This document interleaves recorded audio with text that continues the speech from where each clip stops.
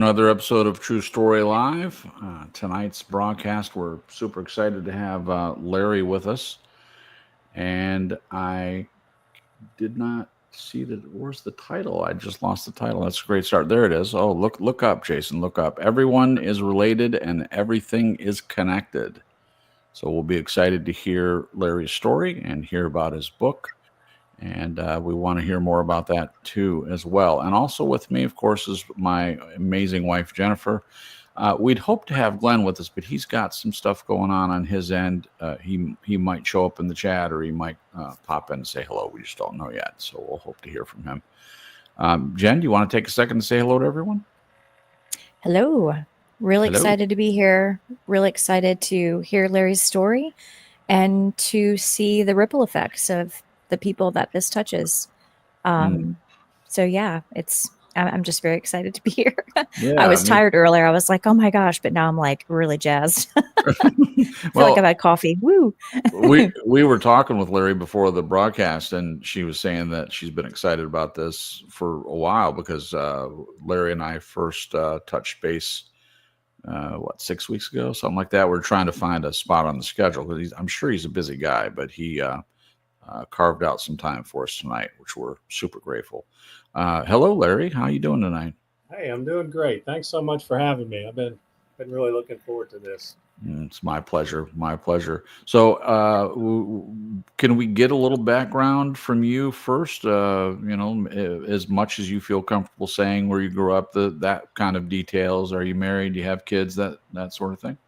Yeah, I grew up in Western Pennsylvania, kind of outside of Pittsburgh, blue collar, very ethnic. People were just good folks, Sure. and beautiful place. Lots of uh, water and hills and trees, and I had kind of a conventional upbringing. I was raised Roman Catholic. Um, I was an altar boy for a period. I went to Catholic school for a period. Um, and I stayed in that tradition, for about 50 years. Uh, Mm, and at some point, I thought, well, maybe I should be a deacon in the Catholic Church. I'll kind of tell you more about that, but it didn't really work out that way. mm, Uh, I've been married to my high school sweetheart. We met in Western Pennsylvania. We moved to Texas real early on. And Texas is not a beautiful place. It doesn't have trees or water or any of the cultural stuff that I had in Western Pennsylvania. But that's where the job was. And when we got out of school in the 1980s, they were closing the steel mills in Pittsburgh, and you might have a town with 3,000 people, and there might be a mill there that employed 3,000 people, and then the mill closed. So it was like 15% unemployment. It was really a challenging environment. So no, sure. we came to Texas and raised our family. We have two adult children. Okay. We both stayed in Texas, and we have three young grandsons. And Oh, yeah, that's just the joy of my life. I mean, I'll bet. yeah. Um, we really spend a lot of time with them. Part of the book, um, I really wanted to, as I'll explain, I read 1,000 books. I had a lot of experiences. I baked in a sweat lodge. I chanted to Shiva. I meditated in a zendo. I whirled with the dervishes, and I learned a lot. And the book is really reporting. The book is, telling people, hey, you don't have to do all this stuff. Whereas, Right, right. he went into, nothing was off the table. He just held everything up to the light and, challenged all of his assumptions and changed his life.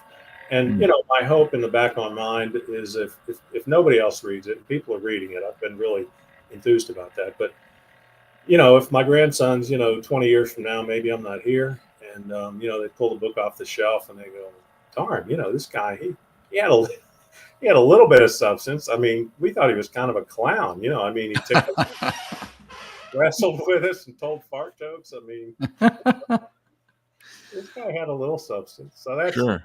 comforting to me. And the book, like I say, was kind of missional. I have a funny story that my wife hates. I had this. I kind of was. My kids said, "Ben, you've really changed. You have to write a book." And I said, "Well, nobody would read it." And they said, "Well, I'll read it." So I wrote the book, and And as I was getting near the end, I thought, I thought I could write a book that I liked, but this is a book that I love. Oh, And I yeah. had this fear that, I'd be in a car accident or something. I'd be in the ambulance, and God'd say, "You're not going to make it." I'd say, "I have to make it. I have a book." And Yeah.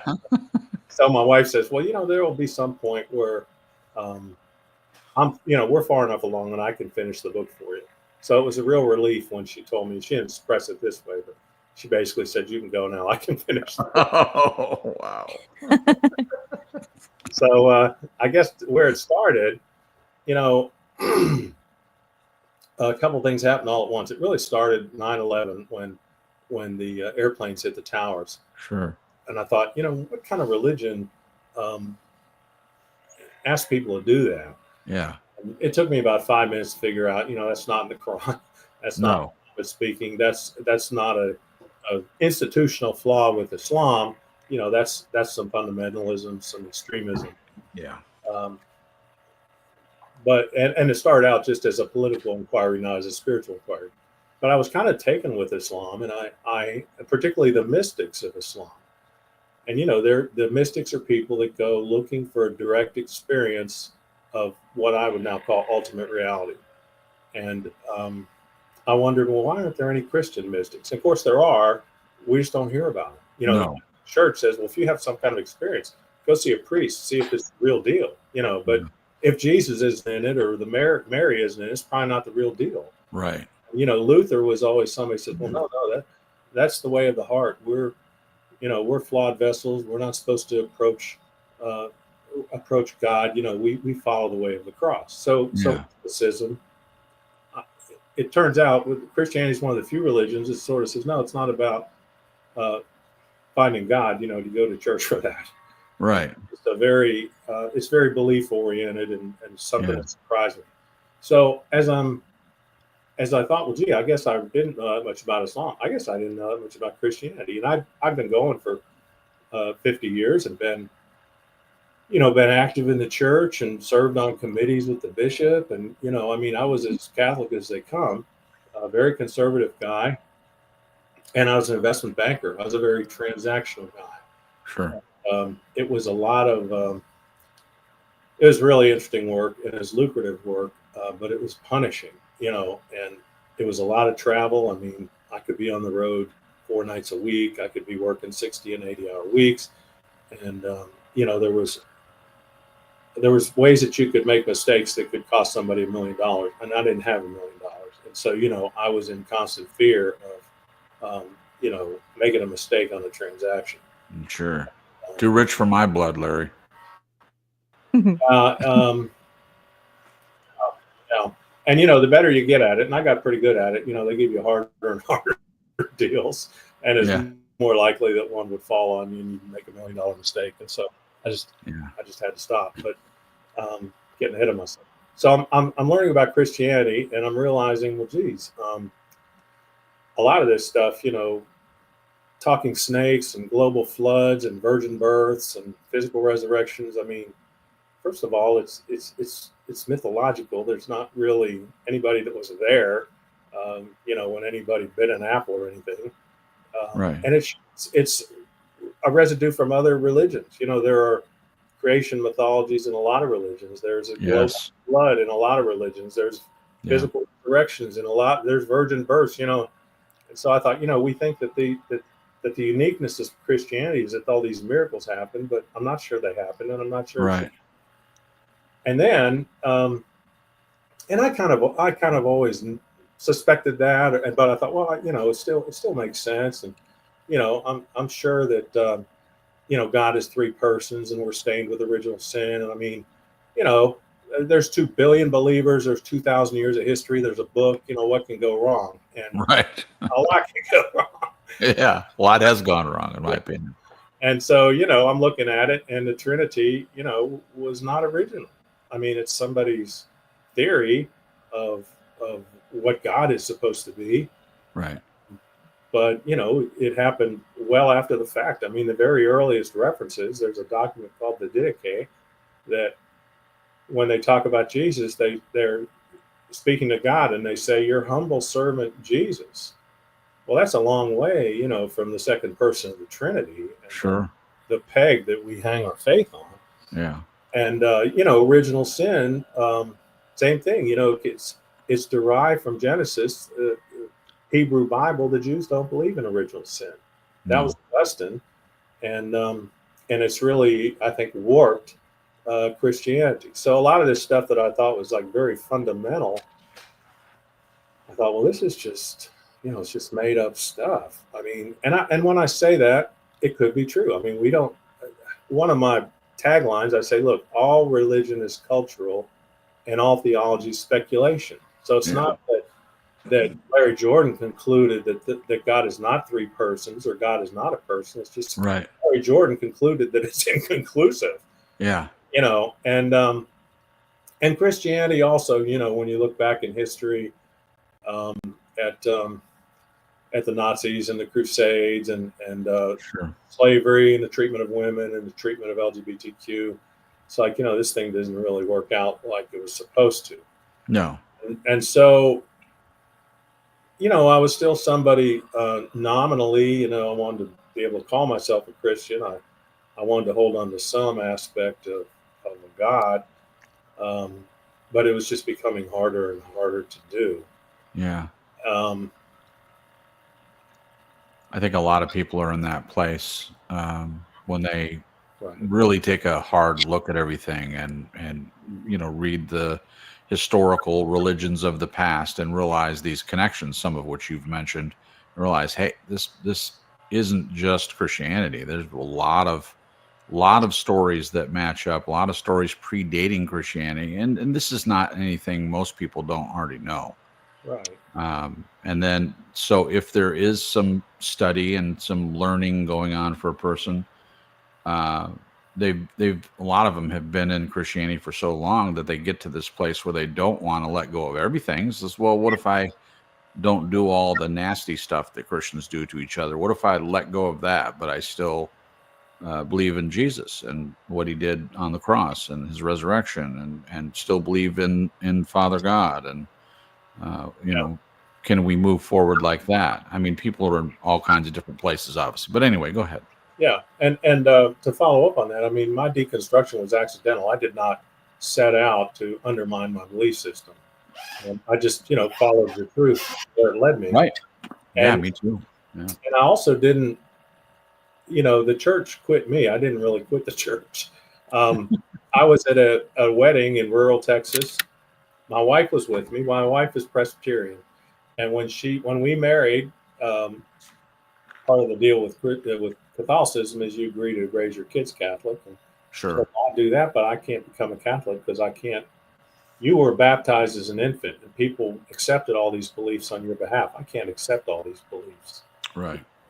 And but she came to church with me for 40 years, and she had community, which is supposed to be, don't ask, don't tell. Communion is supposed to be for Catholics, but it's really between you and God. If you want to have communion, go to communion. But we went to this rural wedding, and the priest said, "Hey, just so everybody knows, this is a Catholic church here. If you're not Catholic, don't approach the altar and have communion." Mm-hmm. My wife just looked at me and said, "I'm out." Yeah. And I looked at her and said, "Well, I got to be out too. I mean, Jesus, ate with prostitutes, and this friggin' priest doesn't want to eat with my wife. I can't be in this building." Yeah. That And makes sense. yeah, we had a similar experience. After that, we went a long time. We didn't attend any church. I met a guy at a Rotary meeting. He said, "What do you do?" And I said, "I'm retired." "What do you do?" He said, "I'm a minister." And I kind of winced. And he said, "Where do you go to church?" And I kind of winced. And I said, "Well, look, I just I have trouble with all the doctrine. I have trouble with the exclusivity of communion." Yeah. He said, "Oh, no, I'm disciples of Christ, Christian church, no creed but Christ, open communion. You wouldn't have any of your issues at my church." And Okay. so I went to his church, and he's a good personal friend of mine, and still, but in the church, the denomination is liberal, and the pastor is liberal and the congregation was not. And so, I had kind of a run-in with one of the elders. It was um,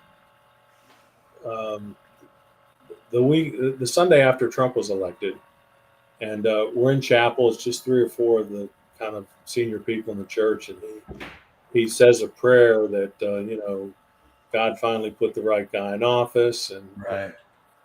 and so I talked to him afterwards and said, hey, I have a lot of Jewish friends that are very concerned, just as an example, very concerned that this is not the right guy. And whether he's the right guy or not, I came to church. I don't really come to Trump church. I wouldn't go to Clinton church or Biden church or Harris church either. And, he kind of got the point, but he was smoldering a little bit. So we went into a Bible study, and the pastor, my friend, asked this real innocent question. And I gave a real innocent answer. And then this guy pipes up and says, well, I have a different answer than Larry Jordan, but of course I would. He's not even a Christian. Oh. Yeah. And there's 20 people in the room, and they're all gasping. And I didn't say a word until we left. And then I said, hey, I don't know if I'm a Christian or not, to be honest with you, but you certainly don't know. And Yeah. really, that was not the topic of conversation. Well, it wasn't appropriate either. It wasn't appropriate. Yeah. And I said, given some other things that have happened, I mean, this is probably not the place for me. And he was panic stricken, and he said, well, don't leave now. I understand you have to leave. I think you should leave eventually. But if you leave now, it'll look like I did it. And I said, well, how else is there to see it? yeah, I said, well, look, I'm not angry at you, Right. But it was kind of the last straw. I don't know. Who knows that? It's your problem, not my problem. Right. Maybe he should have thought before he spoke. I wish people would listen to that, Jim. Listen before you speak. I mean, it's so prevalent, in my opinion, it doesn't seem to matter what denomination. There's always that person doesn't think before they speak. I've grown up with it. People just open their mouths and they say all these horrible things. Right. Anyway.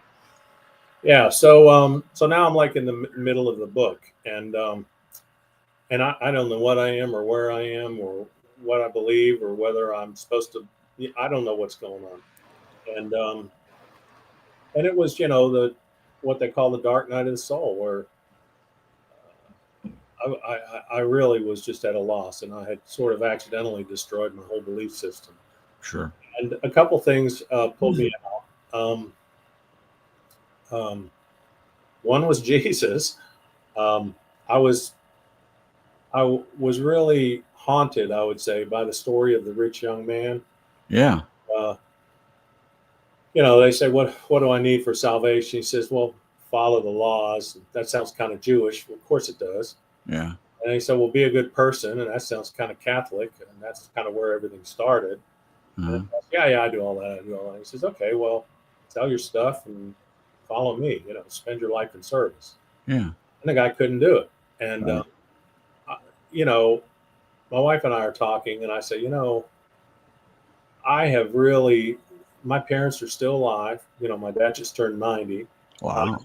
My wife and I have been, together almost 50 years, married for most of that time, 45 years or so. My kids launched. My grandkids are happy and healthy. I have some financial security. I just can't get this story out of my head. And I said, I don't know if I have enough to retire, but I'd like to retire. Yeah. And there was this voice in my head like, well, you've traveled. I mean, all over the world. The average person makes $2 a day. And here you are wondering whether you have enough. I mean, how much is enough for you? Yeah. And my wife was like, hey, I trust you. You got us this far. We got us this far, and what's the worst that can happen? You have to go back to work. You're 52 years old. You can go back to work tomorrow if you want. Yeah. And so we retired, and we spent our life in service, and we went, taught school in Africa for a month. We went Wow. to San Antonio, lived in a 1-bedroom apartment, took care of our infant grandson until he was old enough to go to daycare. Spent about a year there. I've done tax returns for probably 1,000 low and moderate income families. I've driven veterans to the VA. I've taught. Wow. I've taught GED classes. I mean, we just really took it very seriously that it was time to be giving and not taking. And Mhm. it was really instructive for me because I had lived in the same neighborhood. My kids had gone to the same schools, went to the same church, shop at the same stores, and all of a sudden I'm like driving people to the VA, Yeah. picking people up in mansions, and I'm picking people up in homeless shelters. Yeah. Sure. And I'm encountering a lot of people that I really didn't know how to do.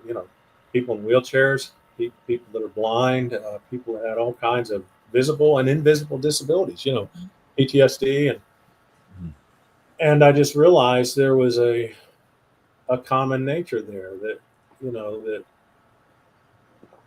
when I was conservative, I felt like, well, hey, this is a free country, and if you work hard, you'll go places, and if you make Right. stupid decisions, you'll end up in bad places.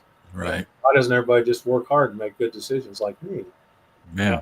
and that's a little bit of an overstatement, but not an awful lot. I know what you mean. Bootstraps. Yeah, yeah. And Yeah. then as I'm out there and meeting people that a circumstance that there was one circumstance, somebody's in a car wreck, or somebody Yeah. had a disease, or somebody was born in a place where they didn't have the opportunities that I had. And so all of a Yeah. sudden I Yeah. realized, well, these folks are just like me. They're I don't know why you feel so entitled or Right. superior. I mean, it was really a humbling experience, but it just opened my heart.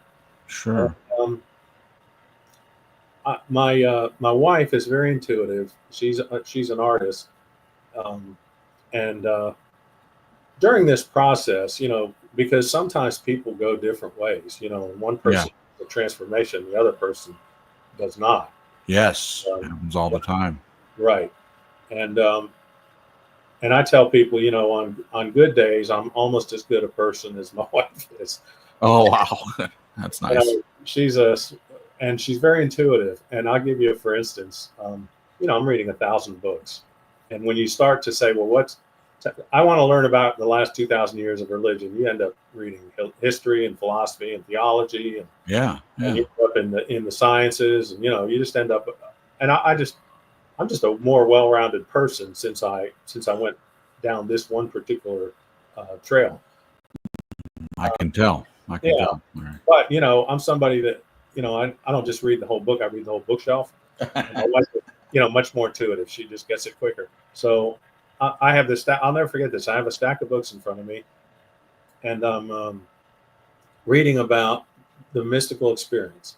And I mentioned the Christian mystics and the Islamic mystics. There's mystics in every religion.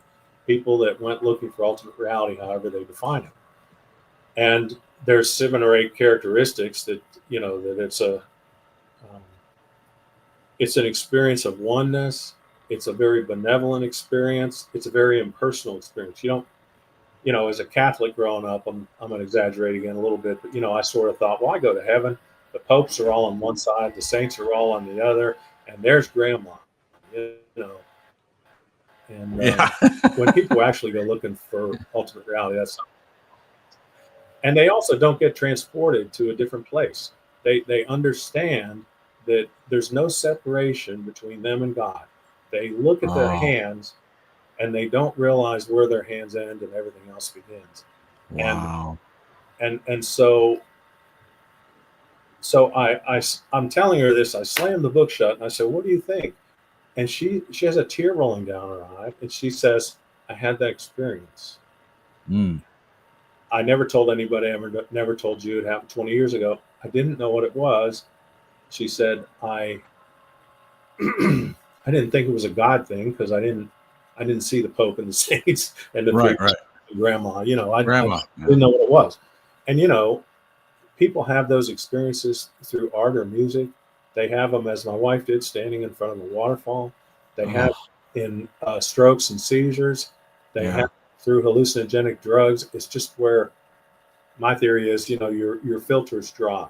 Yeah. See, it's like, through your right eye, it's kind of like your right brain. You see this creativity, oneness, sense of belonging. And then Yeah. you cover it up and you look through your left eye and you see individual people and budgets and calendars, and everything's differentiated. But Sure. I think that what the mystics see is something that's always there.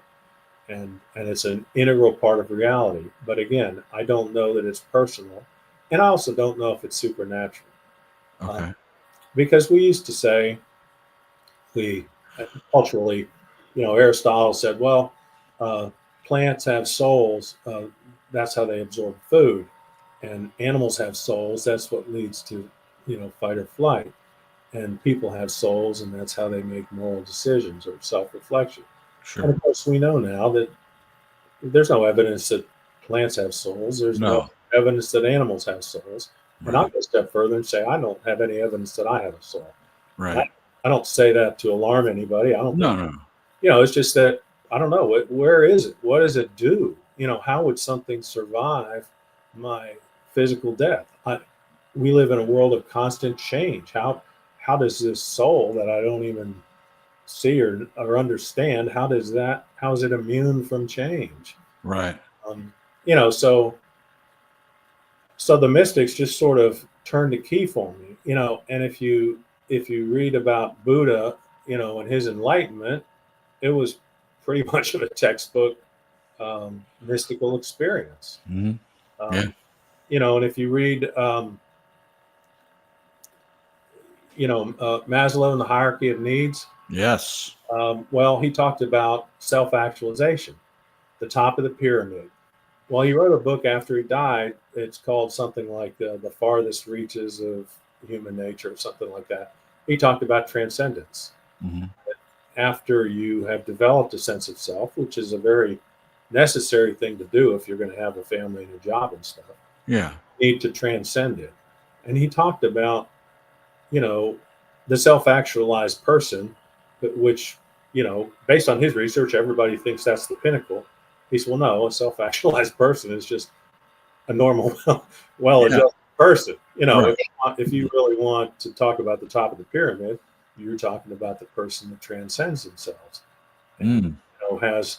has these moments of recognition of the oneness. And he talks about what some people call peak experiences of artists that just know where the paint's supposed to land, and Yeah. players Sure. that just know where the ball's supposed to land. It's a it's sort of an awareness that's mind bigger than brain. Yeah. The musician where the notes Yeah. go. Yeah. Yeah, the scientist that has a revelation in the shower. Yeah. Um, Sure. so anyway, so the mystics, I just thought,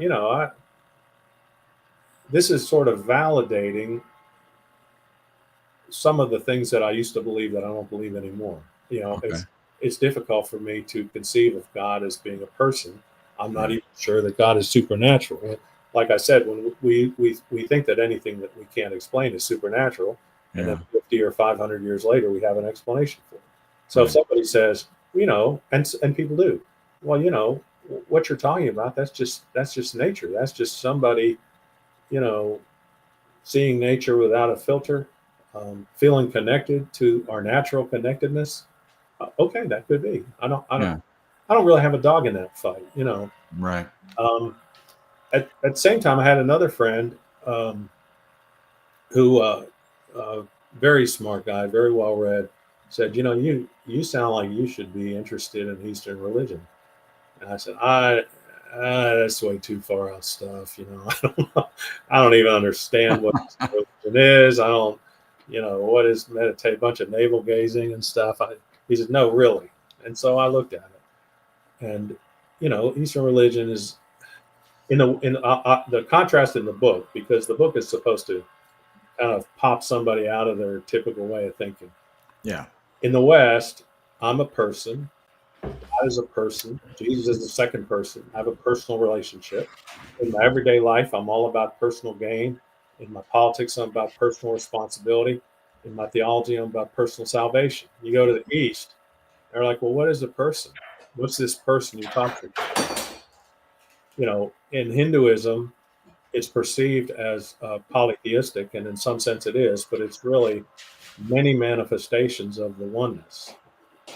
And there's a term Brahman for the oneness, and for my individual part of oneness, and they say Atman is Brahman.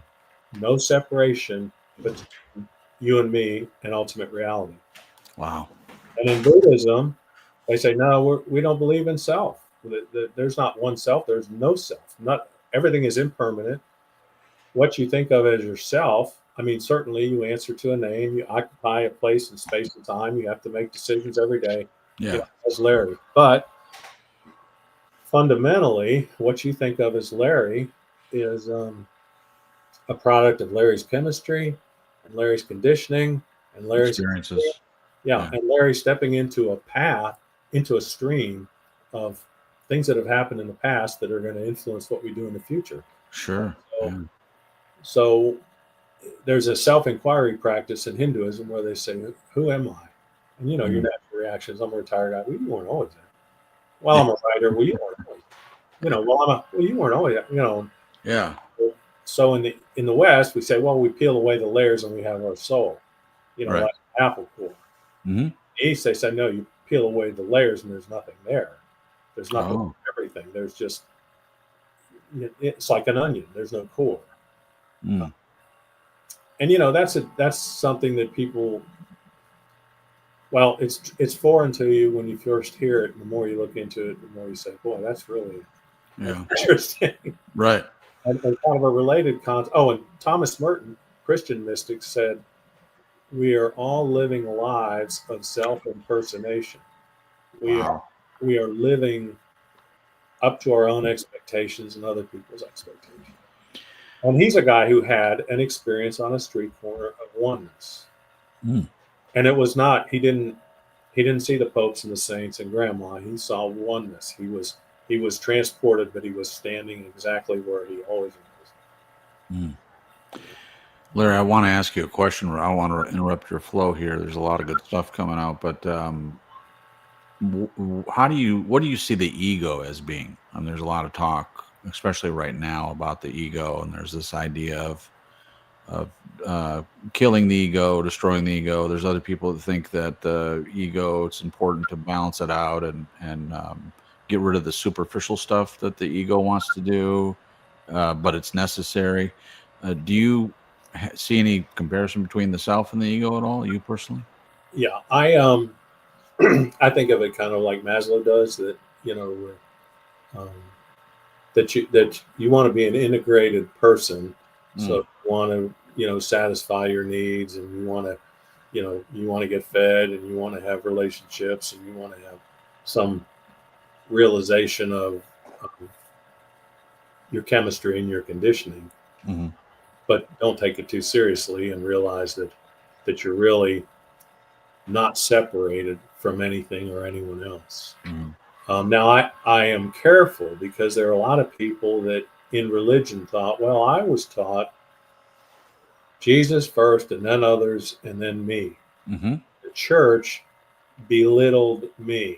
The church made me feel like, because I was, rotten sinner, pious enough, if I was a woman, there were certain things I couldn't do. If I was gay, there were certain places I wasn't welcome.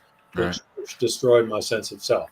So when you talk to me about, transcending yourself, I'm a little nervous about that. And I understand that. And, there's a guy named Ken Wilber who's he's a Buddhist philosopher, but he's very integrated. His thing is integral spirituality. And he says, there's really two sides to the coin. That, there is the Western side of developing your ability to navigate the world, and then there's the Eastern side of realizing that that the material things and the superficial presence that you think is you is really not essential. Right. Is that the ego then? Is it non-essential to you, the ego? I think most clearly, when I'm not thinking as Larry, when and this is from I have a Zen practice now, Sure.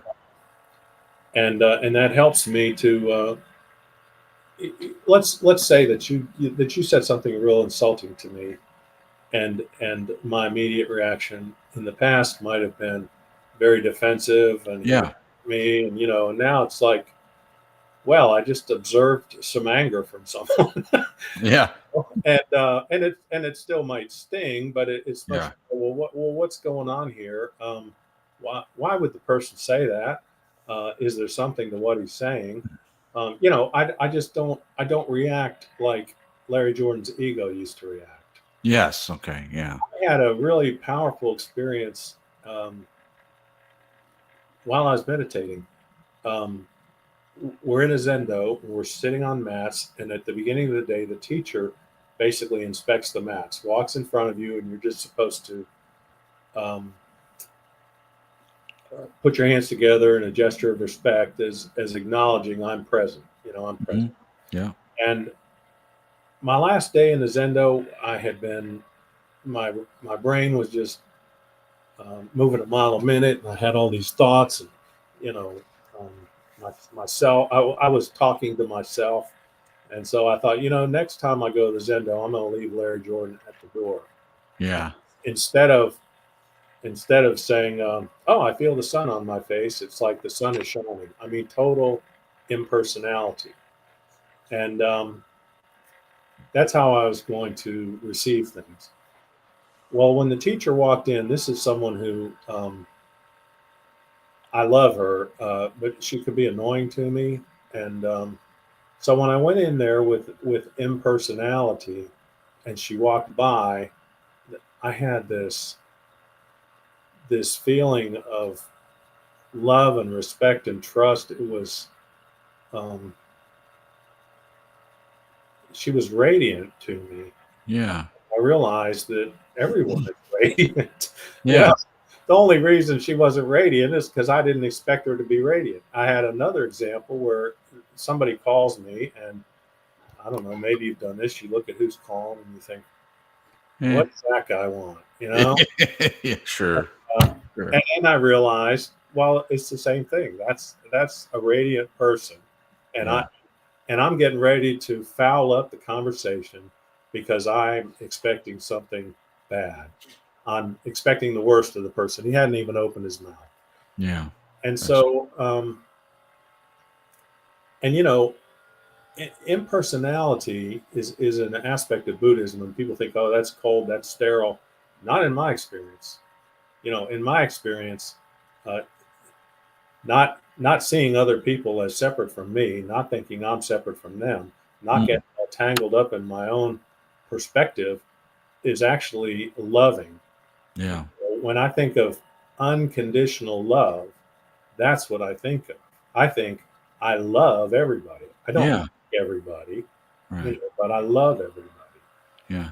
And so, yeah, it's really been helpful. And we live in such a divided society, and Oh. there's so much reason to be angry at people. And I'm Yeah. a blue guy in a red state, and in my book, it's like, and I say this, it's not an overtly political book, but I wasn't going to dodge it. Right. If I believe that everyone's related and everything's connected, I'm not going to ban Muslims. I'm not going to build walls. Right. I'm not Right. going to marginalize LGBTQ people. I'm not going to separate families. I'm not going to take away anybody's health care. If I wouldn't do it to my brother or my son or my neighbor, I shouldn't do it to anybody. Right. And it's really it's helped me to navigate all this dissension. And part of writing the book was just asking questions. And so in political conversations, when other people are like freaking out, I'll just ask somebody says something that I just don't understand, and I'll just say, I don't understand that. I mean, tell me more.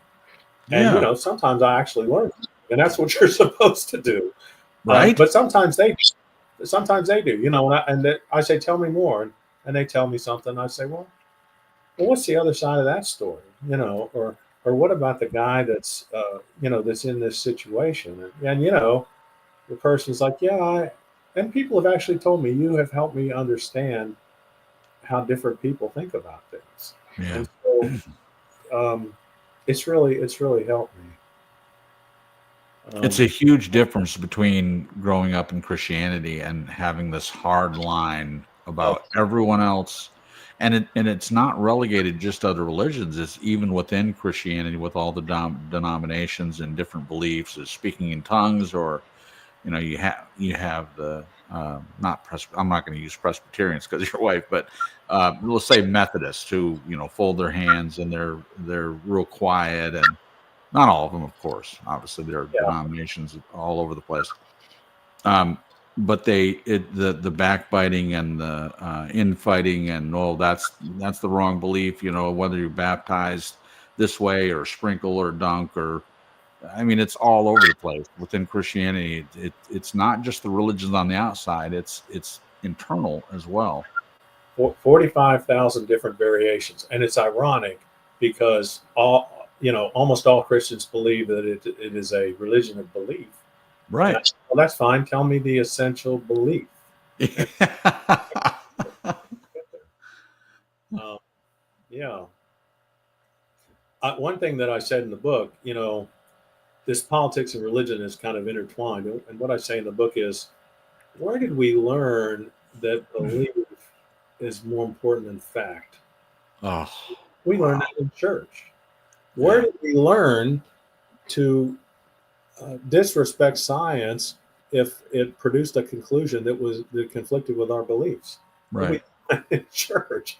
Yeah. Where did we learn that people with the same beliefs are good people and people with different beliefs are bad people? Well, we Yeah. learned that in church. We have a fundamental. I'm not blaming all the problems of Western No. civilization on church. I'm just No. saying that Western civilization and church are all tangled up.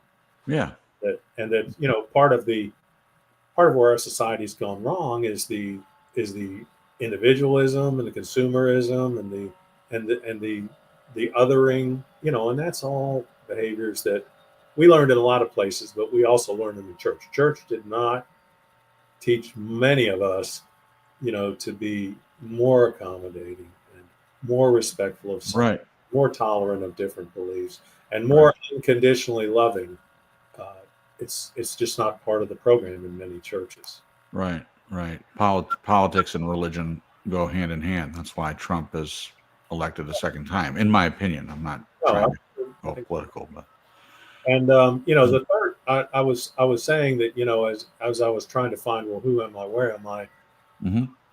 the mystics, and one thing that I suggest people to do. There's a YouTube talk by Jill Bolt Taylor, who is a neuroscientist who experienced a stroke in the left side of her brain. Oh, And she described it in this 20-minute talk, all the things that were happening to her and what was happening to her from the standpoint of a neuroscientist, and also what she was experiencing in her brain. And she describes a transcendent experience. yeah. She does it, and it makes perfect sense because it's the left side of your brain and your filters are dropping. Yeah, there you go. She doesn't mention God. She doesn't say it was religious. She just said, I I glimpsed a part of reality that I don't normally see, and I saw this connection to everyone and everything. Yeah. So the mystics helped me, the Eastern religions helped me, and then the quantum physicists helped me. And in quantum physics, there was a book that I'll recommend to you called The Tao, Tao, of Physics. And it's a Oh, classic. It's probably written 40 years ago, and the subheading is something like the similarities between um, Eastern mysticism and quantum physics. wow. I would love that. Yeah, and it basically, and I talk about this in the book, but briefly, Einstein tells us that energy and matter are really two sides of the same coin, Yeah. and space and time are really space time, and that you know something, light can be both a particle and a wave, depending on whether we're looking for a particle or a wave. Observed. Yeah, observed, whether it's observed or not, right? Yeah, and that as observer, we are not really observers. we are participants. And if we shine an electron microscope at a particle, it'll move it. And so, and that particles that are entangled, and it could be every particle is entangled, um, continue to affect each other instantaneously across infinite distances. So he called it spooky action at a distance, and it confounded him. It confounds everybody. You know, the table is not as solid as we think. The air is not as empty as we think. And so, you know, the Eastern religions are very paradoxical, and the Eastern religions. If you've seen the movie Oppenheimer, I haven't. I wanted to. Obviously, it won awards and it's supposed to be a really good movie, but I have not gotten to it yet. Well, many of the physicists of 100 years ago that were studying all the stuff that we're just talking about were intrigued by the Upanishads, the Hindu scriptures, and these long predate the Christian scriptures. And if you read the Bible and you say, well, it's not really that way. I mean, the Earth is not the scientists tell us the Earth is not 6,000 years old. Right. They tell us that new species don't originate from two unique individuals. They originate from populations that gradually become dissimilar to each other. Right, right. That there probably was no global flood, and that, you know, on and on and on. That religion, going back to Galileo, the Earth is not the center of the universe. If you read the Bible, you say, well, this is really not how the universe works. Right. And if the quantum physicists, when they read the Upanishads, say, this is how the universe works. Yeah. The paradox and the oneness, and the lack of separation and the entanglement, everything. So at this point, you know, at the end of the book, I sort of say, you know, I know one thing, and I learned it from the Eastern religions and the mystics and the quantum physicists, and that's that everyone's related and everyone's connected. Yeah. I don't believe too many things. I mean, I suppose I have my own beliefs, but I don't hold them. You know, I hold them very loosely. Yeah. It's what my wife and I talk a lot about, is not holding on to things too tightly, being open. Yeah. It's like you were talking about earlier with people with other religions and loving them and being open to them. I love that concept, and I'm still working on it. I'm still shedding off a lot of the Christianity and stuff, and still fairly new to me in a lot of ways for some of it. But I find that I'm way more of a loving and open person, releasing a lot of that stuff than I've ever been, and I would assume that I'm going to continue in that direction, just being open to what other people believe. And also what you mentioned is listening. You might learn something if you listen to what someone else believes. You may not end up in that conversation believing what they believe, but you might know something more than you did before you had the conversation. A lot of people are closed off to that. They're not going to learn anything. Yeah. And in Christianity, we were sort of taught it's dangerous, you know. Don't go to a yoga studio, you know, you'll learn devilish stuff, doing the dog pose or something. I mean, what? Oh yeah, new age. All you have to do is label something new age, and then it's don't touch, don't listen, don't touch, and don't hang around people who do. Yeah. That's it. So my spirituality today, I did find Zen late in my journey, and I had read some about Zen, and it seemed very sort of stringent and paradoxical and foreign, and I thought, why would anybody do that? And part of what intrigued me were people that spanned different traditions, and they had understandings, and they were making connections between Hinduism and Christianity, or Buddhism and Christianity, or what have you. And I read about this guy who's a former Catholic priest, still a practicing Catholic, and also a Zen master. He studied in Japan in the 70s, and all the Jesuits, Catholic priests in Japan, studied Zen, and now they're spread all over the world, and they're creating Zen communities. So I thought, how interesting is that? Yeah. This guy, well, he's in Dallas, Texas. He's 20 miles from where I live. So, okay.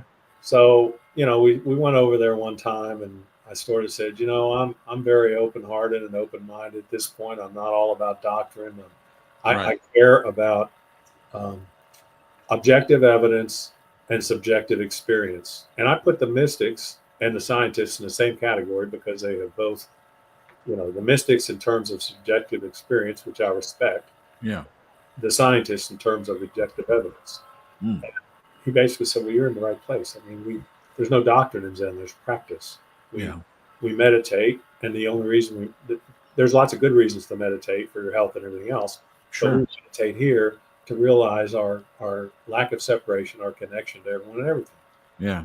We also have what's called koan study, where we study these ancient riddles. And it's not an intellectual exercise at all. Matter of fact, you're not supposed to think. He'll ask a question, and you'll kind of do this and say, don't think. And you'll open your mouth and he says, don't talk, show me. And it's very much to sort of jolt you out of your conventional way of thinking about things and to think like a Zen person. There's a Zen doctrine. We don't talk about karma and reincarnation. We don't talk about the Buddha. We just say, are you connected to everyone and everything? And how can we get you more connected to wow. That's good. Yeah, it's really a transformative practice. So today I tell people, look, I'm a follower of Jesus. I quit my job and sold my house and spent my life in service because Jesus said that's the thing to do, and not because I think he's God, Right.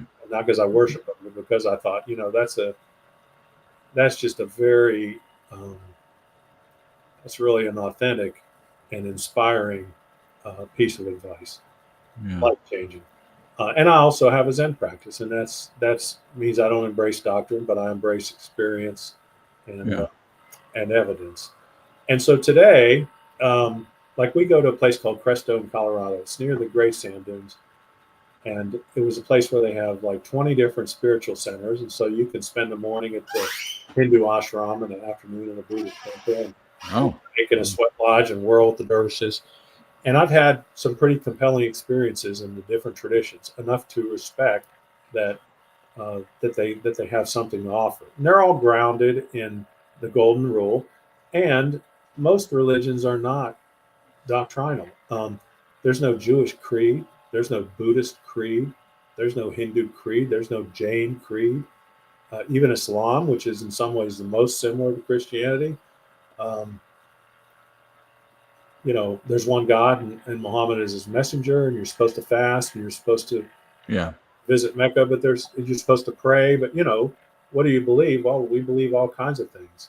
Sure. And most religions are honest enough to say, well, how could we know? And if you ask a Zen master, and I haven't literally, I'm just projecting. Yeah. Say, well, is there a God, and what's the meaning of life, and where do we go when we die? First of all, he answers with a question, just because there is no way to answer with an answer. So is there a God? Who knows? Yeah. Who does know? And what do you mean by God? It's more questions. Yeah. What's the meaning of life? Well, do you realize that you're connected to everyone and everything? Is there a meaning past that? And where do you go when you die? Are you really here now? Isn't that what counts? Are you here now? And wow. Yeah, so it's just a totally different way to live now. So when I go to Crestone, for instance, we have a very good friend who's a Catholic priest there, and I've had my issues with the Catholic Church, but I don't have issues with this guy. I don't have issues with this community. Right. So I'll go and I will pray the Our Father. Now, I don't believe in a personal God. I'm not convinced that there's anything supernatural, and I certainly don't think that God is either a male or a female. Okay. The Our Father, because that is the Catholic way of recognizing the ultimate reality, the connection that binds us all together. Now, I will not say the creed, and if you read the creed, you'll realize that it's a bunch of Greek philosophy and superstition and speculative theology. I can recite one verse where it says, crucified under Pontius Pilate, he suffered, was buried. I buy that. Yeah. You're talking about the Apostles' Creed then. Yeah, Apostle yeah, Creed. Yeah. Right. yeah. Now, I can go the same week, and I have, and visit a Hindu temple and chant to the Divine Mother. Uh-huh. Same story. I don't really believe in a person God. Don't believe that God is either male or female. Not sure there's anything supernatural, but that Right. is how they um, understand ultimate reality. And I'll tell you something. Um, you go there. It's a mountain valley, but it's high desert. So the air is crystal clear. You're at 8,000 feet. Oh, Beautiful mountains. 14,000-foot mountains, literally in the backyard. So you have 6,000 feet of elevation change, right? love it. Love it. Yeah. Yeah. Um, the sun is shining. The wind is blowing. You sit down in front of a fire, and I've been to fire ceremonies where you're warmed by the fire at the same time that the snow is falling on your face. And Oh, you're chanting these rhythmic chants, and they're chants like, we thank you for the sun, we thank you for the earth. And am I thanking somebody? I don't know that I'm thanking somebody, but I'm thankful. And then there's music, and there's dancing, and there's women in saris dancing around me, and I'm feeling the wind from their dancing, and it's a it's a really sensual experience. It's like this is I'm totally connected. I'm totally connected at this moment. yeah. I'm connected to nature. I'm connected to the people around me. The fire is touching me. The snow is touching me. I Yeah. am I am plugged in. Yeah. So I confound people because they say, "Well, I really don't know what you are," and my answer is, "I don't really have to be anything." Oh, I love it. I You know, love it. Don't have to be anything. yeah. That's great. And the final thing that I'll say, and I know I've been talking a long time, but No, you're great. You're fine. yeah, I had a friend visit me, and he's a fundamental Christian, and he's a medical doctor. Okay. Smart guy. He was in my wedding. I've known him for 40 years, Mm-hmm. and he said, "Tell me about your book," and I get about 3 sentences. He says, I don't believe any of that. The Earth is 6,000 years old. Uh-huh. The dinosaurs died in the Great Flood. Uh-huh. And it startled me a little bit. And I said, well, I was really careful. I said, this is just me. But we're at 8,000 feet. And I don't know, did the water get to 8,000 feet above sea level all over the world? Where did all the water come from? And where did all the water go? And how did all the kangaroos swim from Australia to the Middle East, take a 40-day boat ride, and swim back and not leave a trace, and not end up anywhere but Australia where they came from? Right. And how come we don't, if dinosaurs and humans live together, why don't we find their remains in the same place? I Yeah. mean, but then I stopped and I said, but you know what? I wasn't here 6,000 years ago. I wasn't Right. 13 billion years ago. I said, you might be right. Yeah. And then I said, now you say it. And he said, say what? And I said, well, just tell me I might be right. I mean, it's a small concession. You weren't here 6,000 years ago. And he says, I can't do it. I can't do it. And I said, well, I knew you couldn't. I said, I love you like a brother. I'm not angry or anything, but Yeah. I was gracious enough, I thought, Yeah. to say, Yeah. hey, you might be right. It's kind of discouraging to me that you couldn't tell me I'm right. Sure. And he goes, yeah, I know. I'm sorry. It's just the way it is, Yeah. No worries. So we take a hike, and we're on the mountain. And I'm telling you, you can look 50 miles to the north and 50 miles to the west and 50 miles to the south, and directly in front of you is there, a 2,000-foot drop, and directly behind you is a 2,000-foot wall, and it's a magical place. And he had some kind of experience, and so basically he thought, oh my gosh, look at all this beauty, and this is just one tiny sliver of this incredible universe. Yeah. So we came down, and then that night we're smoking cigars and drinking scotch and look at the mountain we were just on. And he said, that conversation we had the other day? And I said, yeah. He said, you might be right. Oh. Yeah. Yeah. Oh. And, nobody had to nobody had to say, yeah, I was terribly wrong. I totally missed the Right. mark. Nobody said, yeah, I got you this time. I certainly did. It was just like two people that have different ideas that Yeah. can meet in the middle and can say, I think you might be right. The other guy says, I think you might be right too. Yeah. And so it's I wish that there were more um, conversations like that in my Oh, life. me too. You know, so it's been a journey. It's been Yeah. And it's ongoing. It isn't over. No, it's not. And one thing that I'm trying to do. I don't know. Let's say somebody looked at the back of my book. They might think, well, that sounds like a guy who, tore some things up, and I bet he's angry, and I bet he's cynical, and I bet he's a materialist. And, I don't want to run into him. People that meet me don't have that impression. People that meet me say, like my kids told me, man, I mean, you are just wide open. You are joyful. You have Yeah. lots of friends. You have deep friendships. You are a better person since you left church. Yeah. And Yeah. and I think that in itself is a message that more people need to hear. I wrote recently. I do a blog at Pathos, and I wrote about the myths of deconstructing Christians because nobody asks. Well, I really would like to hear your story. I'd really like to hear why you left church. Right. But they will spend a lot of time in church saying, that guy left. I bet he was angry. I bet he wanted to sin. I bet he Yep. was lazy. He didn't like listening to other people. I Yep. bet he fell for the cultural attractions, and Yeah. he kind of is a fad. This is just a fad for him. None of that Yeah. is true for me. None of No. that is true for anybody that I know that deconstructed. Right.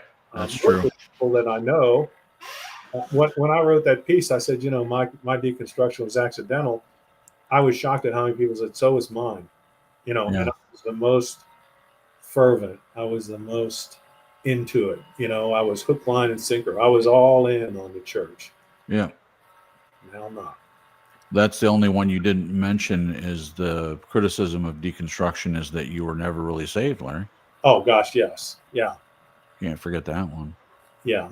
And see, I think I always thought it was strange when I was Catholic when they said, well, yeah, you can kill somebody on Friday, but if you go to confession on Saturday, you're good. Yeah. And I thought, well, it's not that easy. And then my Protestant friends say, well, you just have to accept Jesus as your Lord and Savior. Yeah. You kill somebody on Friday, but it's okay on Saturday. Yeah. It's not that easy either. And I don't lay awake worrying about. No. I think I have a soul, so I don't think I'm going anyplace.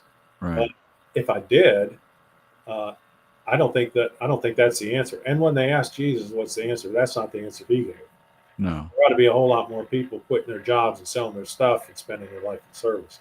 And I say that not to challenge people because I know it's difficult, and I know I was fortunate that I was able to do it. Right. Right. But there's a lot of people in my situation that said, well, I'm making too much money. I can't quit. Or even if they did, they said, well, my wife likes to shop too much. I can't quit. Right. And, at some point, you just say, well, that's not what was important to me. Yeah. I mean, I live in a 1,600 square foot condominium. I drive a 2009 Chrysler 300. Oh. That's not the style that I used to maintain. Right. But I made conscious decisions in my life. And I had a period where I had a 4,000 square foot house. I moved into a 1,600 square foot condo. Then I went to San Antonio and took care of my infant grandson, lived in a 1,000 square foot apartment. Then I went to Africa and taught school. I lived in basically a dorm room. And then my wife got sick, and I spent the night on the concrete floor of a rural hospital in Africa. Now, it's certainly more comfortable to be in a 4,000 square foot house than a concrete floor, but the same sun was shining on me, and the same sunsets were greeting me, and the same people were in my life. And I mean, Yeah. Sounds like you're choosing to be connected and to be present, for lack of a better word. That is a real mindful Zen word. Right. To be present, and I don't see anything wrong with that. I've seen nothing but benefit from that, and I'm fairly new to meditation. My wife's a lot better at it and more consistent than I am, but I have already reaped some benefits of that. The more I cast off the stuff, the programming, the better I feel, and the more open I am to learning new things. I'm in a completely different place than I was 6 years ago. And I would imagine that I'll be in a completely different place than where I am now in another 6 years. And that's exciting to me. It's not something that I dread. Where's this going to take me? The idea of Right. a shipwrecked faith.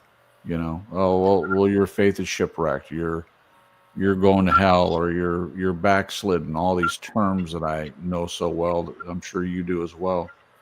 I don't feel any of that. It certainly isn't that I want to sin more. It's not that I was never, quote unquote, saved. I mean, I've had those thoughts. I've thought back. Well, maybe it didn't really mean as much to me as it felt like it did at the time. But at the end of the day, I know that that's not true. I believed it as much as a person can believe anything. Right. Larry, you've shared a lot. Do you have time for a couple of questions? Yeah, of course. One of the things you've mentioned is there's no separation, and that intrigues me because within Christianity there is a separation. The whole story of original sin is that we're separated from the love of God, and He sends His Son into the world to do something we could not do, to die on the cross for our sins and to resurrect. And then now we have this mediator, which in this case would be Jesus. It seems like to me you're taught when you say that everything's connected, everything's related, you're talking more about people than you are about God. Could you fill that in a little bit? No, I'm talking about God. Okay. Yeah, and that's a great question. And it's something that's difficult for people that were raised in the Christian environment to think about. There are a few Christians that I think sort of are very Eastern in orientation. One of them is Paul Tillich, and Paul Tillich talks about God as not a being, the ground of being, and that we create gods as ways to access the ground of being. And if someone says, "Well, no, that's just totally wrong. God is a person," I say, "Well, tell me about that. I mean, if I'm a person, I'm certain things and not other things. Right. So what is God not? And if I'm a person, I'm in some places and not other places. And where is God not?" Mm. And Meister Eckhart was a Christian mystic. He was a monk. Uh, he came under fire for a lot of his writings um, at the time, but he's been revered. And he used similar language. He talked about the Godhead, which is this absolute beyond. It's similar to Brahman in Hinduism. Right. It's absolute. It's beyond space and time. It pervades everything and everyone. Mm. That's and Einstein, who was a deeply spiritual guy, said, I believe in the God of Spinoza. Now, Spinoza was nominally an atheist, but he was also a deeply spiritual guy. And Spinoza was a pantheist who basically believed God, what we call God is really the uniting essence in everyone and everything. And in quantum physics, there's a guy named David Bohm who talked about the implicate and the explicit order. And basically, he said there's an aspect of reality that's beyond space and time, that's all pervasive, and then there's also the apparent separation we see in different objects and different people that are within space and time. But those are both interpenetrating aspects of reality. In Zen, we say form is emptiness, emptiness is form. Again, the absolute, beyond space and time, interpenetrating everything, no separation at all, is part of our reality. Also, part of our reality is Larry and Jason, living in separate places, answering to separate names, apparently separated. But the way that you would reconcile that is say, well, are are Larry and Jason really living separate lives, or are they living part of the one life? In their separate incarnations. Mm, it's Wait, beautiful. there's a Hindu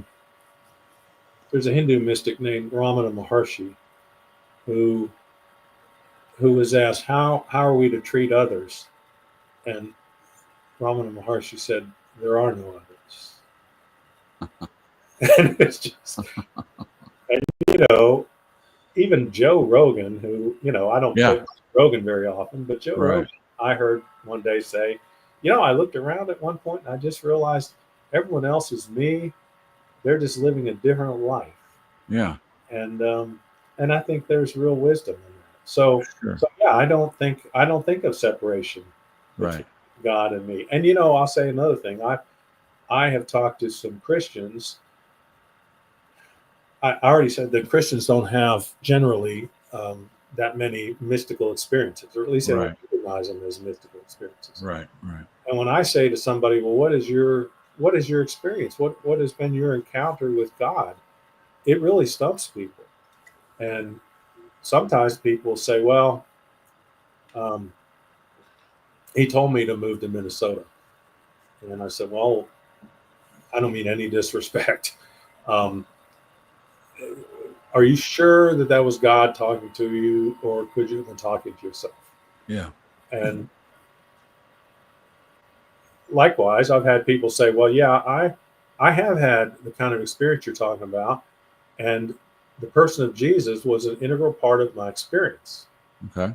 And I say, "Okay, I respect that." I say, "I don't mean any disrespect. I know you had a powerful experience. Um, do you believe that Jesus' presence was an objective reality, or do you believe that you saw Jesus because you see things through a Christian filter?" Oh, good question. And half the people say, "I'm sure that I saw Jesus because I see things through a Christian filter." And half the people say, "I don't know. That's really a good question." Yeah. And if somebody were to say, um, "No, Jesus was objectively there," then of course, I'd say, "Well, I mean no disrespect, and I know you had a profound experience, um, but how can you explain Jesus' presence in a way that I would understand it?" Yeah. And again, I'm not being critical. I had an experience in a sweat lodge, and first of all, the shaman, he was not like a guy that spoke in grunts and talked about the Great Spirit and stuff. This was a guy who had studied Einstein and Spinoza and Ramana Maharshi and the Buddha and Christian philosophy, read the Bible. And while we're in there, somebody, not me, somebody had a vision of a white wolf, and she talked about it. She said, "I'm having some issues with my husband. Um, the wolf was really symbolic of my very individual, separate nature, and the fact that he was white was a signal to me that I had to recapture some of the innocence and purity that I had earlier in my life." Right. Profound experience, and again, I respect it. And I didn't see the wolf, and she, I'm sure she could not tell me the wolf was there in a way that I would believe it was there, and I'm sure that she wasn't for sure that it was a real wolf rather than a vision, or a vision rather than. She just had a profound experience. Right. And so I said to the shaman, "Well, what was that? Tell me about the wolf." And he said, like a quantum physicist would say, "Well, everything's energy." And we all, basically we resonate on different frequencies. We're tuned different ways. We have different societal expectations. Right. Well, there are people that step out of sweat lodges and somebody saw Jesus and somebody saw a white wolf and somebody saw a bright light. Uh-huh.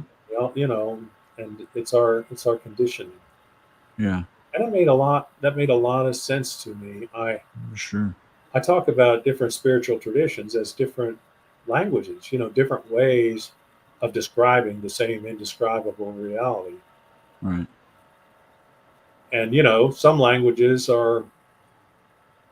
I, I never knew anyone who studied other religions who came away saying, "Now that I studied other religions, I'm so much more convinced that my own is literally true."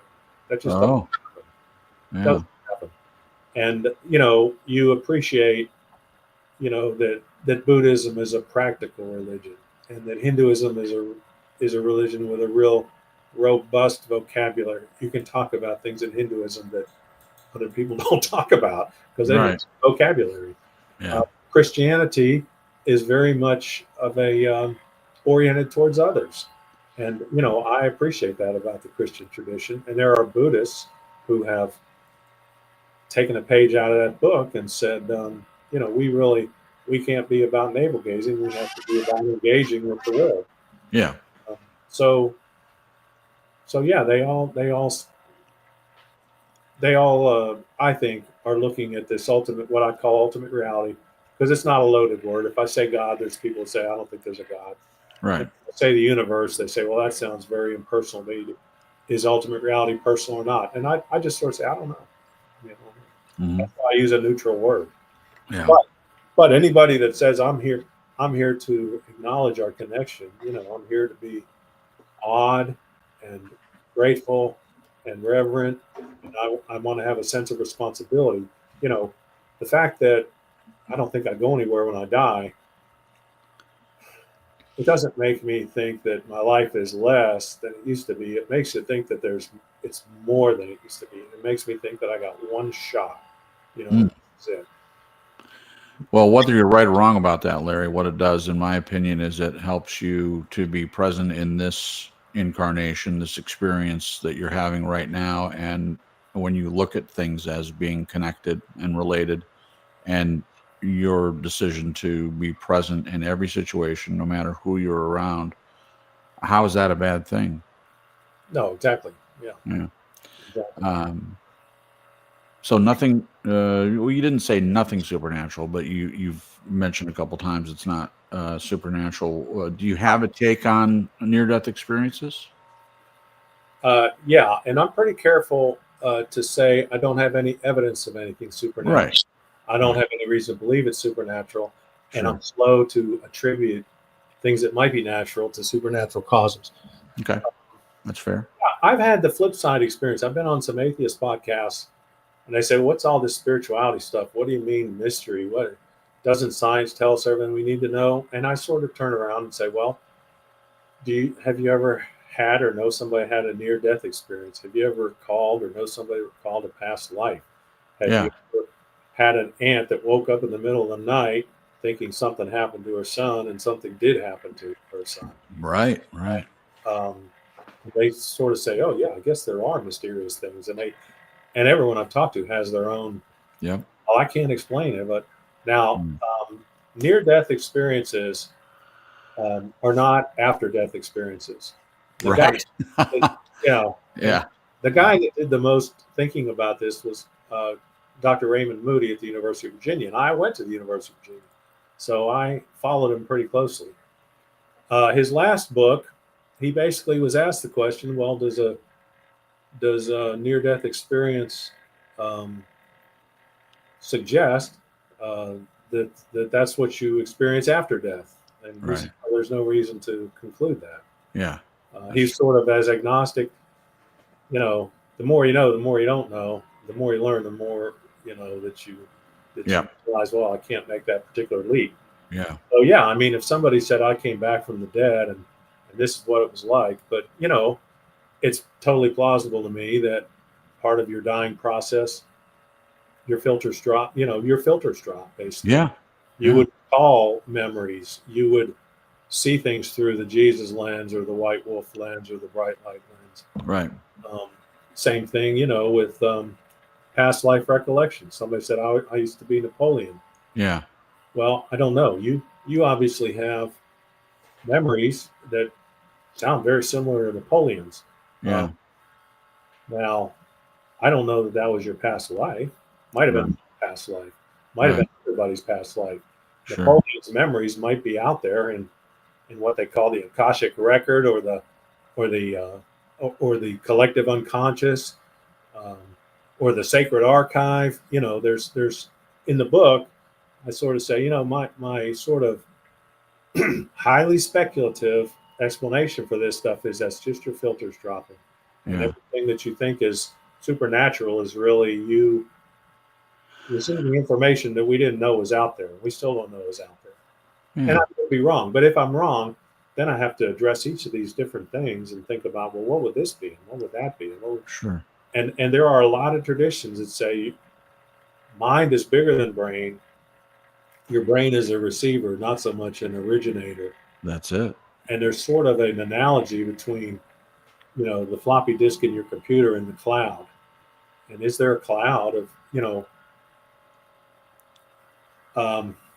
I'm going to take a detour, but it's an interesting one. Sure. Sure. The philosophers, there's what's called the hard problem of philosophy. It's in the book too. The book is very wide ranging. I hope you're getting that idea. I am, and I can't wait to read it, Larry. Yeah, I'll get it to you. The hard problem of philosophy is, how does something as inert as a warm bunch of brain cells generate something as intangible as a thought? And there are idealists who say, well, no, that's a materialistic perspective. Really, consciousness is where everything comes from. And consciousness is what manifests our physical reality.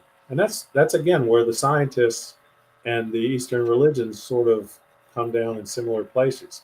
There's a lot of conversations in the East about consciousness. It's not something anyone ever talked to me about in church. Right. Now, you've got a hard problem there, too. You say, okay, well, how does something as intangible as a thought, generate something as tangible as a brain? Yeah. I mean, it's a little bit of a chicken and egg. So where a lot of people come down that study this say, it is chicken and egg. And in fact, consciousness is inherent in energy and matter. Yeah. One doesn't create the other. It's inherent. It's called panpsychism. And the funniest comment I heard about that was, everyone who studies panpsychism either becomes a panpsychist or they go into university administration. I love it. And again, it's very speculative, and I'm careful in the book. The book, I did not want to say, well, these are all the beliefs that I no longer hold. Right. I want to correct this whole new framework of all the things that Larry Jordan believes. First of all, because it's pure speculation, and second of all, nobody would be interested in reading it. But the reason people read the book is because of all the questions that it asks, all the different ways it looks at things, all the ways that it connects, quantum physics and Eastern mysticism and Christianity. And, I was, if there were a few places in the book where I said, well, this is kind of speculative, but this is kind of appears to me to be the easiest answer. And Yeah. psychism is one of them. All right. If there are people listening who are new to quote unquote deconstruction, I haven't come up with a better word for this, Larry, yet, other than deconstruction. For some people, it's scary. I'm hearing other people's stories, and they're in this place. It's especially someone that has held on to a religion for a great many years, and then something has happened, and there's a paradigm shift. And they're kind of in this, you referred to it, and I've read a lot about this, Carl Jung, Dark Night of the Soul and the Shadow, and I've done a lot of reading myself. I don't know if I'm reading 1,000 books, but that's super impressive.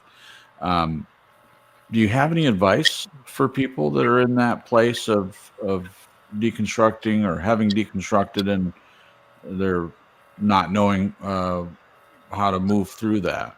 And I don't know how to ask the question better. Maybe you understand what I'm asking. Great. It's a great question.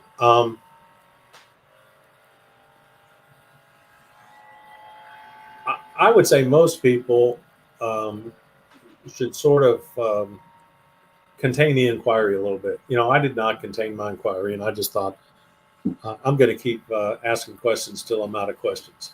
Right. But but it seems to me if somebody said, well, I don't know. I mean, that just sounds like a mess. Okay, well, what is it that is really essential for you to know, or for you to inquire, or for you to believe? And why don't you focus on that? Yeah. Now, one shortcut that I found very late in the process, um, I started reading about free will. Oh. And most people think they have free will. And I always thought I had free will. I would have said, I know I have free will. Why else would I be on this call? You reached me or I reached you. How did that happen? Yeah. And, it's a little bit like the self. It's a little squishier than that. I mean, take an extreme example. Why did Jeffrey Dahmer do what Jeffrey Dahmer did? And we could say that he made a bunch of bad moral decisions. But Yeah. I think the truth that when you look at guys like that, the research says, no, he had some chemistry that most people don't have. He had some conditioning that most people don't have. Right. There were things in the stream of his life that pushed him one way and not the other. And basically, people with Jeffrey Dahmer's chemistry and conditioning and experience end up like Jeffrey Dahmer.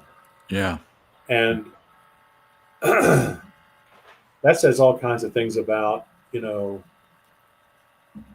about the whole concept of sin and about how we're supposed to punish people as a society.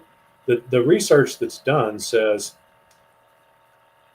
well, look, a lot of it is chemical, a lot of it is conditioning, a lot of it is this experience. When we look at the brain, because we can wire up the brain and sort of see when you make a decision, very often you will make a decision up to 10 seconds after you've taken the action. Oh, yeah. So maybe your brain is a reporter, not a conductor. Maybe your brain is not running the show. Right. And there are people say, well, yeah, it's very, the more you look at it, the more you think, I'm not sure I do have free will. Even if, it's very difficult for me to say I have absolutely zero free will. And I don't think you're supposed to live your life as if you have no free will. Right. I think you're supposed to live your life, mindfully and deliberately, as if you had free will. But, even look, if we don't have free will, then this whole idea of there are rules, there is judgment, you're going to be punished or rewarded. Hey, if anybody punishes me, I'm just going to say, you know what? I don't think I have free will. I don't have as much free will as I thought that I had. Why would you punish me? And, and if I say, if he says, well, you're responsible for half your actions. Okay, well, you're going to send me to hell for half an eternity? I mean, well, it really, I really thought when I looked at free will, boy, this is a shortcut here. If I would have thought about the concept of free will earlier, I would not have held on to as many things for as long as I held on to them. Oh, sure. Yeah.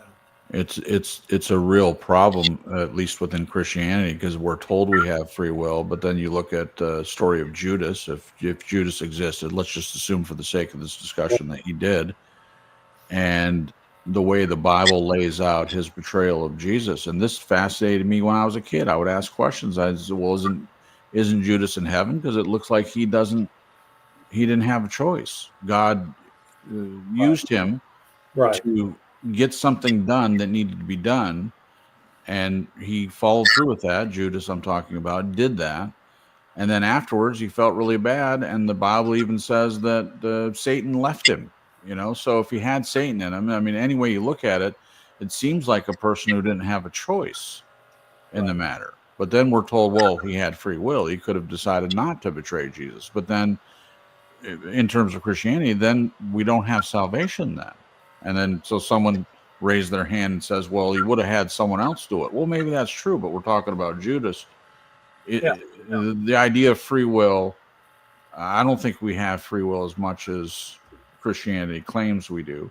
And if we do, looking at Christianity from an outside perspective, it just seems like there's this, like you said, I thought you phrased it very well, the idea of punishment and getting there to the end and standing before God or Christ or both or whatever it ends up being, and going back over your life and saying, well, there were all this deception and lies and everything that I grew up in, and I was told this, and all the denominations and all the teaching and preaching that I listened to, and here I am. So what am I responsible for, and what am I not responsible for? Exactly.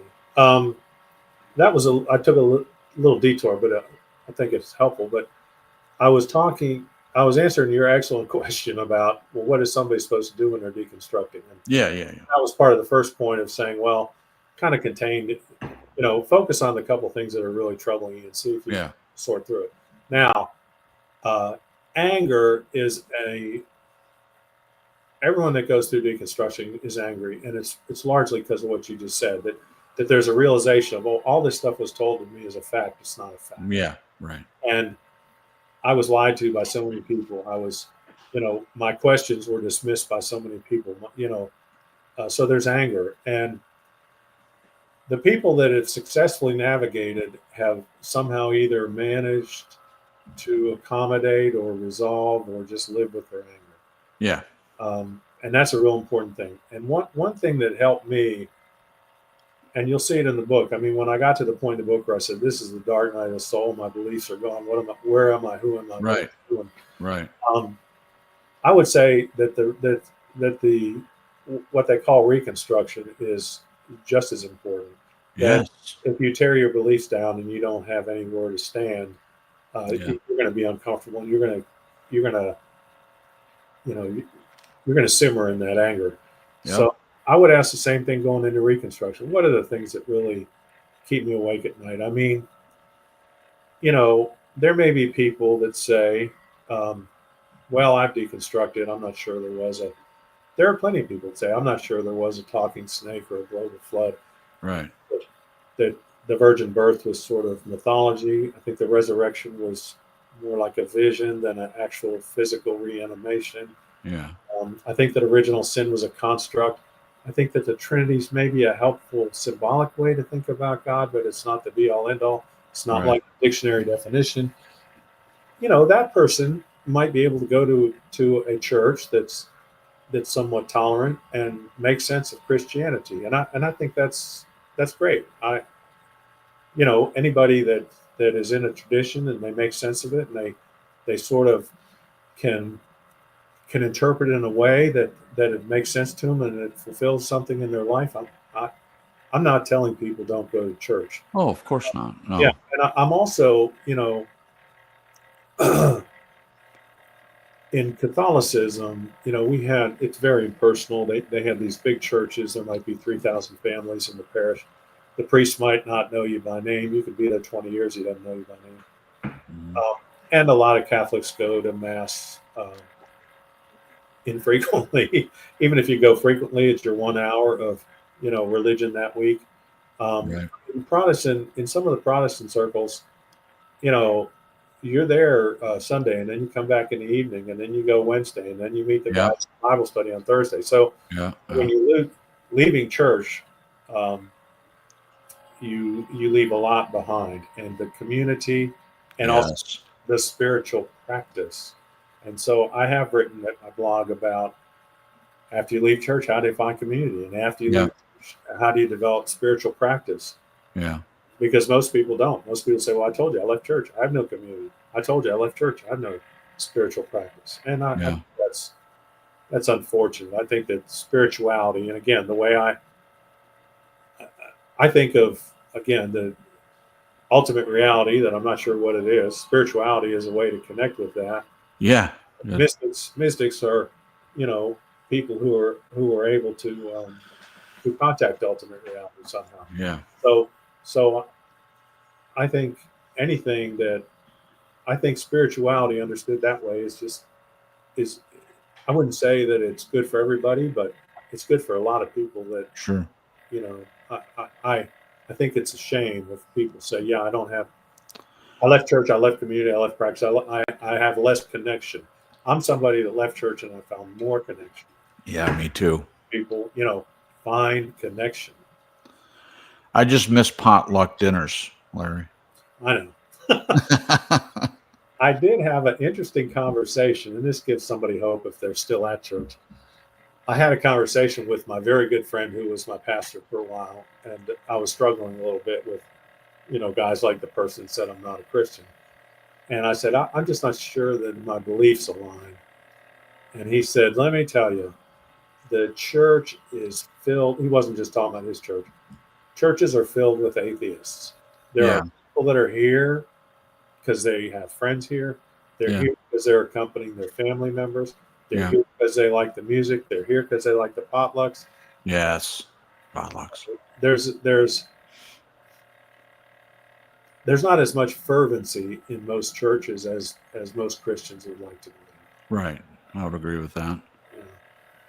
Yeah. One more question, Larry, if you don't mind. Sure. And it may be just for me. It's a fun question I like to think about a lot. And that is there are lots of people out there that have had experience with quote unquote ghosts or spirits.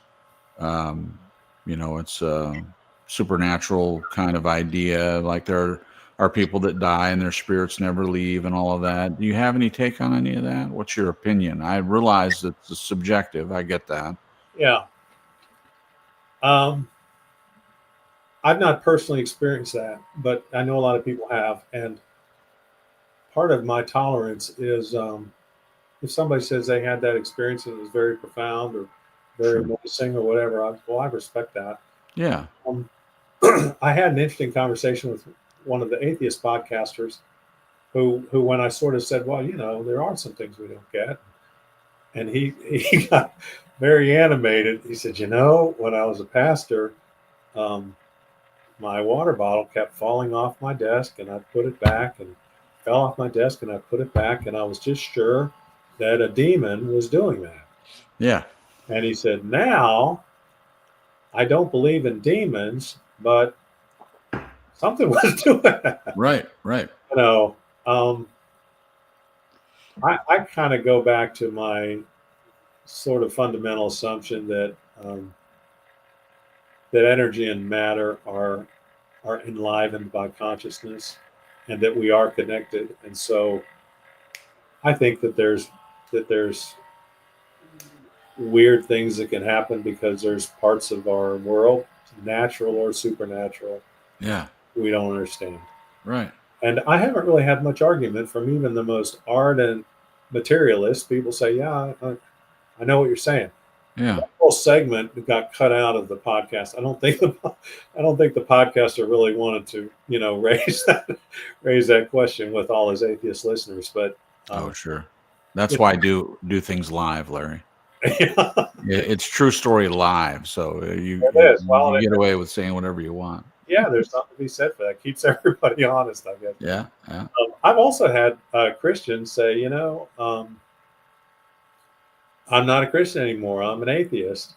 I used to have these profound experiences at, youth camp or during an altar call or singing these, really moving praise songs and stuff. And I was sure it was a spirit. And now I don't believe in the spirit.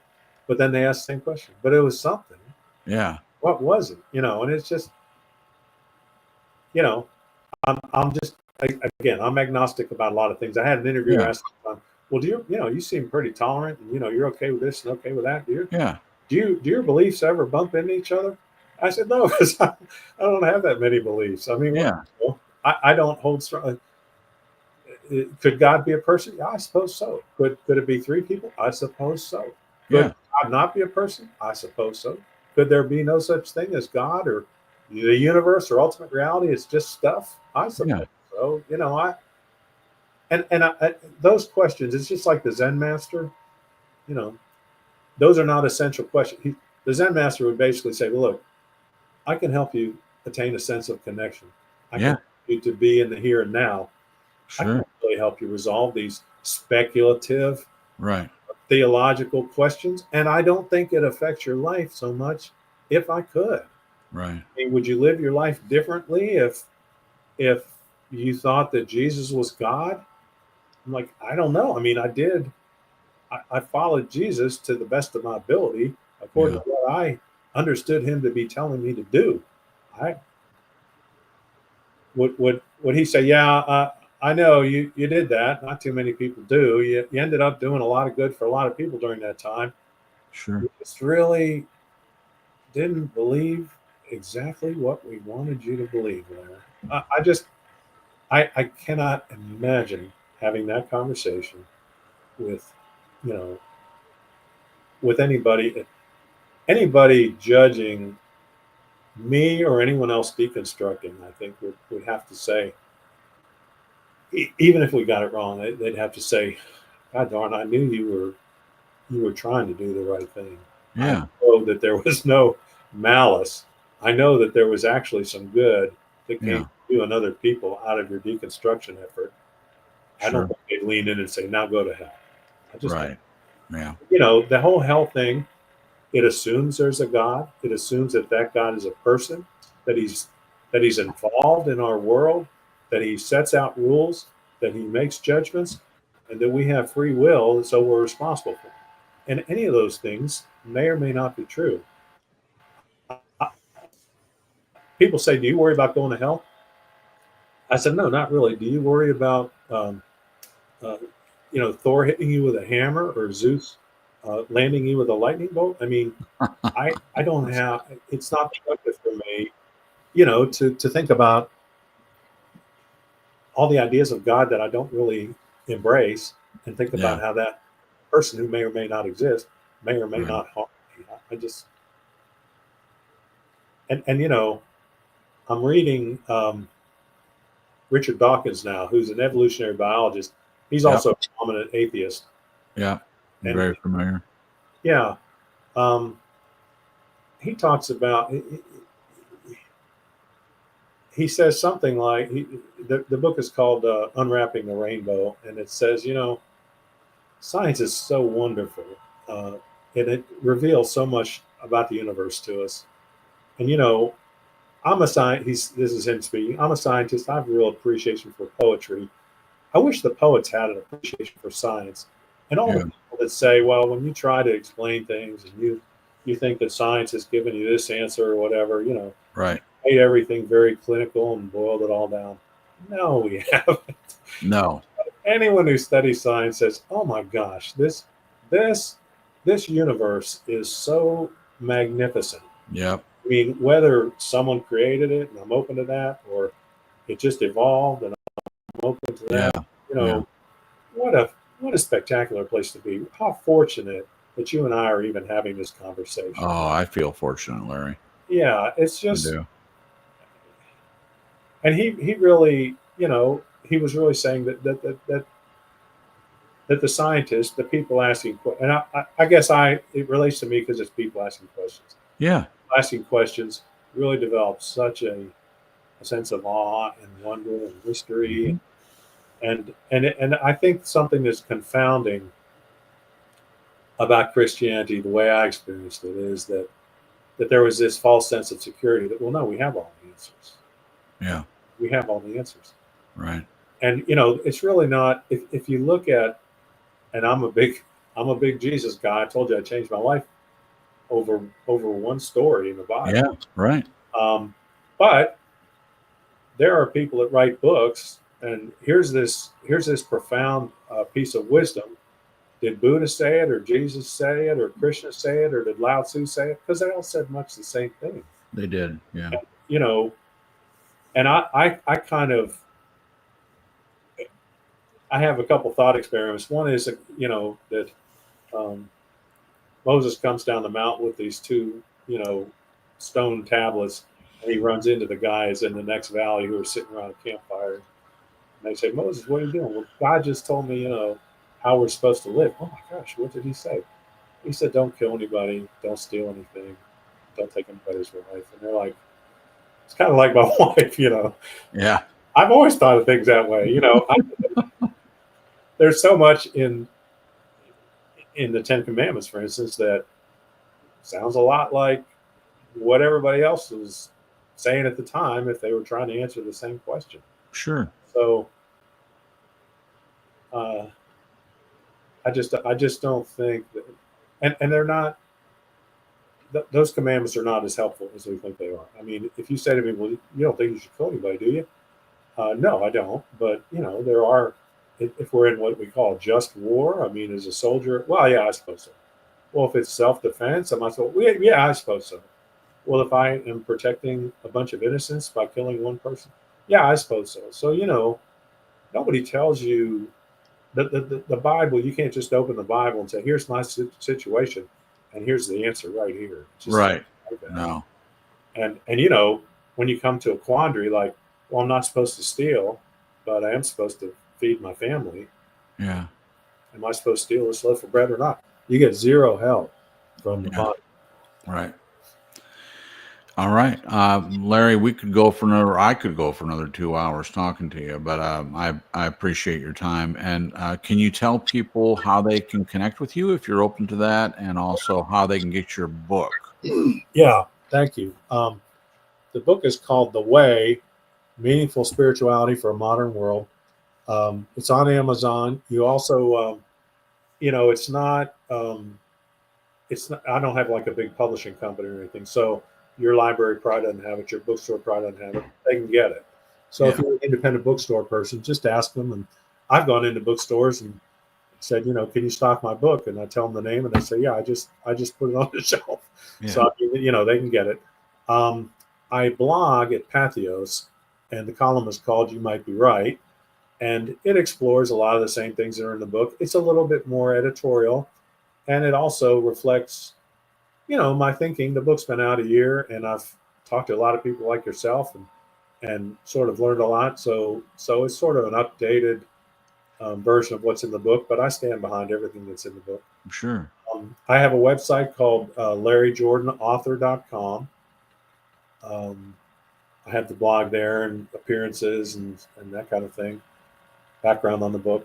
I have social media, Larry Jordan, AUTH for author, and you'll find me in all the normal places. And then I have a email address, LarryJordanAuthor@gmail.com. And I'll tell you what, I love to hear from people that read the book. I get people, you know, well, I agree with you or I disagree with you, or Sure. you'd probably be interested in this guy, or have you ever read whatever. I've learned a lot. Yeah. People that hopefully, you know, learned a little from the book. So Yeah. there's not, I'll drop what I'm doing and respond to somebody. And I have met so many people, you know. I mean, I'm 66 years old. It's been a long time since I did something I've never done before. And Yeah. I've just learned so much and met so many people. And my Sure. life is so enriched by the book that, I love that. you know, I just love to connect with people over the book. And honestly, some of the people that, you know, that I've met online or I've met because they reached out because of the book. I mean, some of them, you know, they say, well, yeah, my husband and I think we only live like 5 miles from you. And I'm Oh, wow. like, we should get together. That's great. That's great.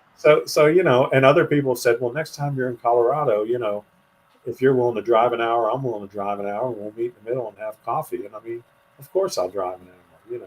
Sure. So I've really, you know, it's not an annoyance for me when people reach out. I just Oh, love good. talking about this stuff and thinking about this stuff and learning from people who are also on the journey. So. Yeah. So what I'd like to do, Larry, is if you want to send me after the broadcast or sometime, whenever you have the time, send me any important links. The email that you mentioned, your blog, the Amazon link to where they sell your book and all of that, and I will put that in the description of this video so that people that listen to it can just click on whatever link they want and get in touch with you. And again, Larry, I really appreciate your time. I'm glad to have met you. Would love to have you on again. We could have another 2-hour conversation about anything, because there's a lot of questions that I'll have after I listen to the broadcast myself. I'm sure there are, like any conversation, there are things that you think about afterwards. Oh, I wish I would have asked him this. But really appreciate your time, and thank you for being willing to come on and talk to us. Oh, well, thank you. This is good work you're doing, and there are a lot of us that are struggling with these questions, and you know, you're really. I'm sure you're helping people through that, and I've really enjoyed talking to you, and I'd come back anytime. Oh, thank you, Larry. Thank you. All right. If anyone would like to come on the broadcast and tell your story, and as I've said before, it doesn't have to be deconstruction. It doesn't have to be anything except true and live. You can send me an email at truestorylive.crips@gmail.com. And of course, I'll always have that in the description for everyone. Thank you again, Larry, and I hope you have a good night. And just stick around after I end the broadcast, and we'll have a little closer before you take off. Okay. So thank you. We'll see everyone next Friday night on True Story Live, and have a great weekend, and we'll see you soon. Good night.